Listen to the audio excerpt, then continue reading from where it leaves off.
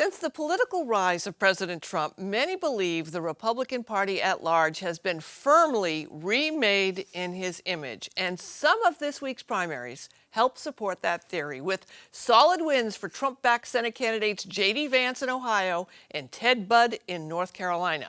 But as for his endorsement in the Idaho governor's race, that candidate lost by more than 20%. And in Pennsylvania, Trump-backed Oz, better known to most as Dr. Oz, is neck and neck with his establishment opponent. But then there's Doug Mastriano, who paid for buses that got people to the Capitol riot and attended himself, falsely claiming the election was stolen.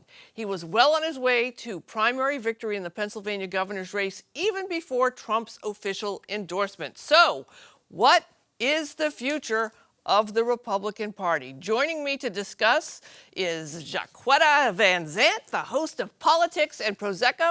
That's a videocast you can watch, and a former advisor to Framingham Mayor Yvonne Spicer, and Ozzie Palomo, founding partner and managing director of Chartwell Strategy Group. Welcome to both of you. Ozzie, I just want to start with you first and ask, and I'm going to ask you this too, Jax, have you seen a former president of either party this involved in primary politics in their party just after leaving office? Ozzie, have you? Oh, certainly not in the modern era, but I think as we've discussed before, Sue, Trump kind of broke the mold as what current presidents, sitting presidents, and former presidents do with respect to their party.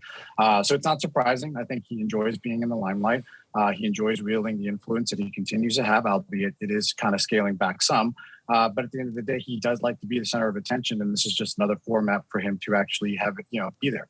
Jacquetta, we have talked, too, over the years when, President Obama was done with his term. Many were worried he didn't get involved quickly enough into the next election, and that's been a criticism of many presidents, again, of both parties. Has Trump changed this now? When Biden leaves office at some point, are people going to expect him to be this involved like Trump has been involved in his own party's primary elections? I don't think it's something that Democrats do. I think, it's sort of, I'm out of office now. I will dibble and dabble if I have to, but it's not mandatory, and I won't do it if I don't need to. But this is also where Republicans keep beating us at the door. They certainly have an idea of, okay, I'm out of office, but I still need my legacy and my rhetoric to go forward. And so how do I do that? I tap people that I know are going to carry on this information. It's what they do best. And it's literally how they have run the party, the Republican Party, for the last 20 years. And even when they did their autopsy after, I believe it was after 2008, yeah, they knew that was their sticking point, and they kept running with it.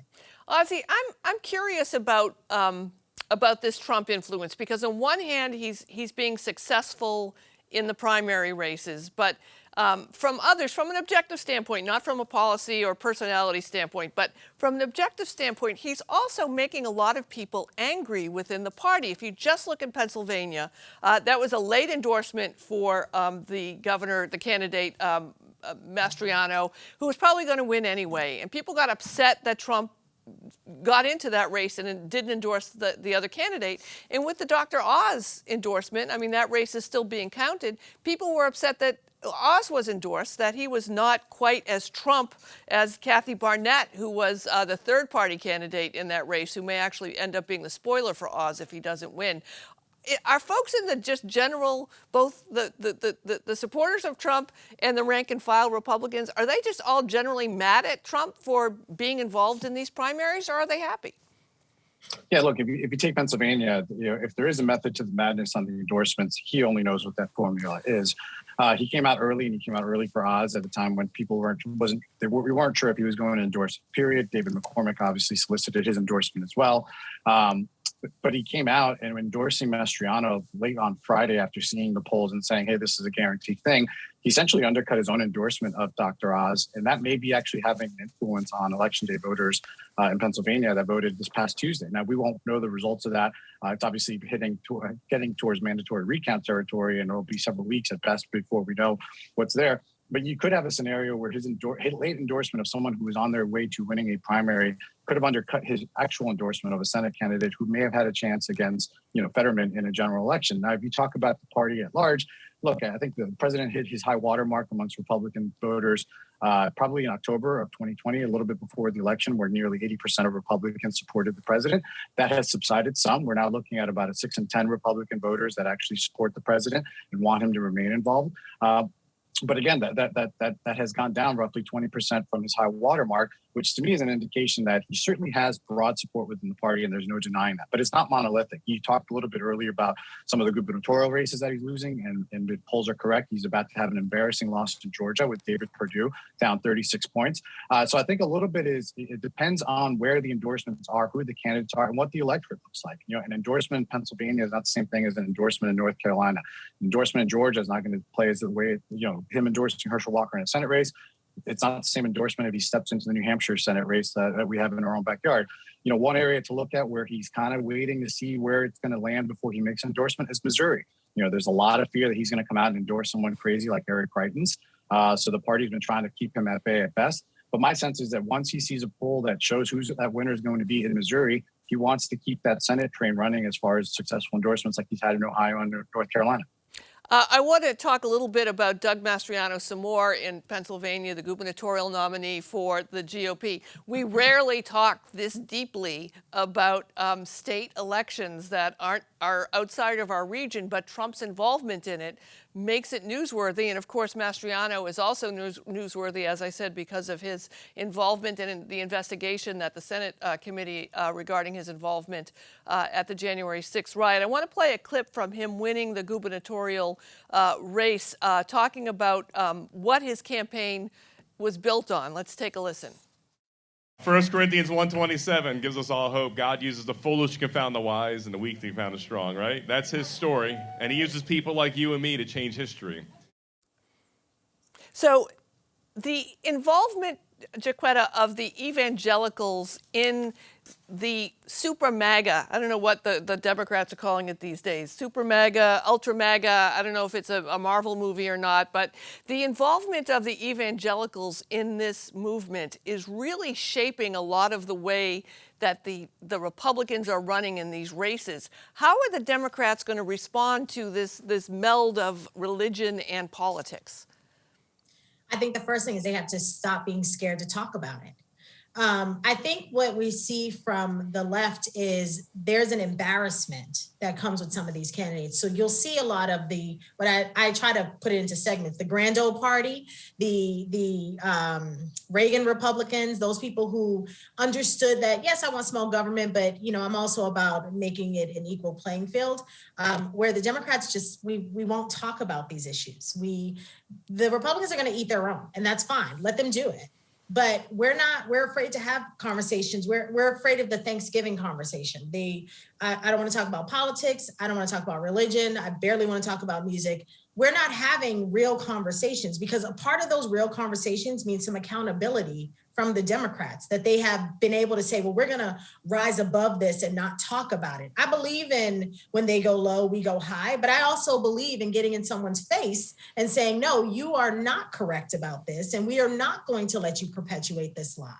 And the Democrats just haven't done that. And they're very silent. We haven't gotten very far away from that Republican autopsy that was done, I think was that you mentioned, Jacquetta, too, about the issues that the Republicans are pushing forward that are getting people out to vote. I want to play another clip from Doug Mastriano, basically talking about some of the reasons why people went out to vote for him. And you remember when the schools shut down and they mashed up your kids? Deprived your kids of athletic opportunities, scholarships, of their education, of their prom, of life, masking them up for no scientific reason to do that. Not in my Pennsylvania, what do you say?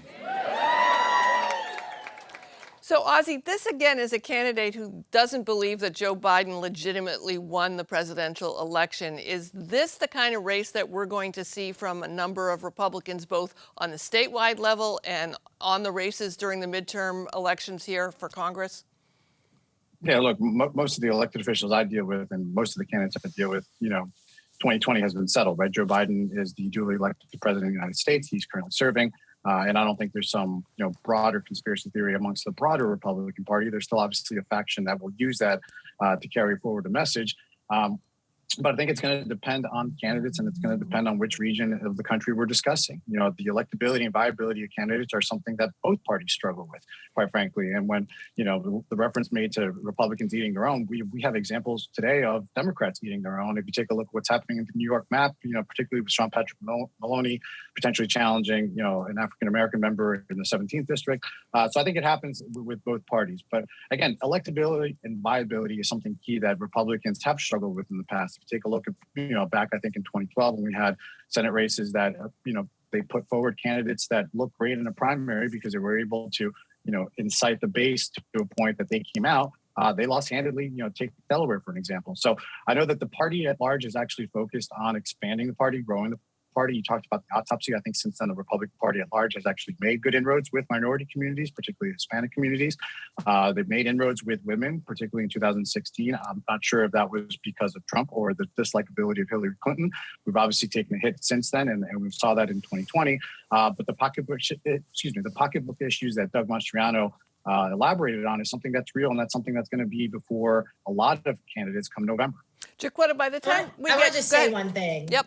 I'm going to say one thing. That I actually don't agree with that. The Republican Party has not made inroads into communities of color. They have identified who within the communities of color that they are able to target. That is not because communities of color are not a monolith. There are wealthy Black Americans who vote very differently from middle-class Black Americans. There are wealthy Latinos who are different voters from people who support undocumented immigrants. So I actually don't think they've made inroads. I don't think either party has made inroads, but I think the point that I'm getting from you, Ozzie, is that because there's that belief that we're not addressing the issue. And that is what we're going to see in these midterms. You see Lucy McBath literally right now fighting for her life in her district, and that was redistricted out of. And that's what we see across communities of color all the time. There's always a redistricting so that either more white voters come in and less people are able to vote. So yeah, I am not sure I totally agree with that at all. Yeah, I mean, my comment was based on actual, yeah. No, and again, as a Hispanic American, I think I disagree with you on that. If you take a look at polling numbers and election result data from 16 to 20, Trump actually did make inroads with African Americans, Hispanic Americans, Asian Americans. He lost support amongst white suburban women, which is really what cost him in certain states like Georgia. But I think, again, did he actually take majority of Black, Hispanic, and other minority voters? Absolutely not. But did he make inroads from where Mitt Romney was to where he was in 16 to where he was in 20? Absolutely. So I think you can't deny that progress was made with respect to support kind of coming towards the Republican on pocketbook issues. It wasn't personality driven. But I do agree that there is a long way to go. And I do see, and I think the Republican Party does acknowledge that. We just had the Republican Party open a minority outreach center in Connecticut, of all places. That's not an area that I would have normally have pointed out on a map that the Republican Party had any interest in. But my guess is that there are House races and certainly a Senate race and a gubernatorial race in that state that they're targeting and understanding the impact that communities of color are going to have, in that state.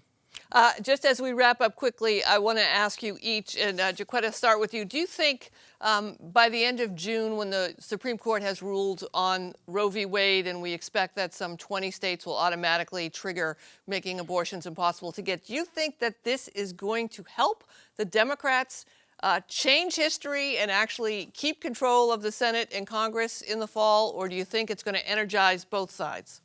I think it's going to energize both sides. This is such a polarizing issue. It doesn't matter where you land on it. This will energize both sides. And I don't think this fight is going to be over for a while. I wish it would. As a woman, I'm so tired of talking about this, but I think it's going to energize both sides. What do you think, Ozzie? Yeah, I agree. I mean, look, I think Democrats going into the midterms were looking for something of a rallying call in order to get the base mobilized to where they were when Joe Biden got elected. And I think this could be that moment. But to the point made, I do think that it does mobilize a certain section of the Republican base, again, in different regions.